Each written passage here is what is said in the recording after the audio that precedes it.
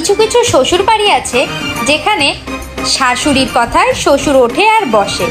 এবার শাশুড়ির ছেলে যদি বৌমার কথা শোনে তখনই শুরু হয়ে যায় গন্ডগোল। বুঝি না এটা শাশুড়িদের কেমন লাগে। মেয়ের মা ভাবে কি জামাইকে কি খাওয়াবো, আর ছেলের মা ভাবে বৌমাকে দিয়ে কি কাজ করাবো।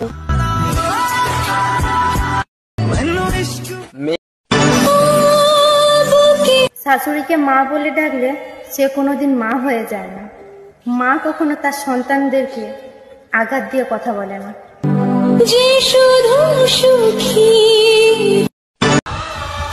জীবনে এমন কাউকে বিয়ে করো যার কাছে ভাতের অভাব হলেও সম্মান আর ভালোবাসার কখনো অভাব হবে না।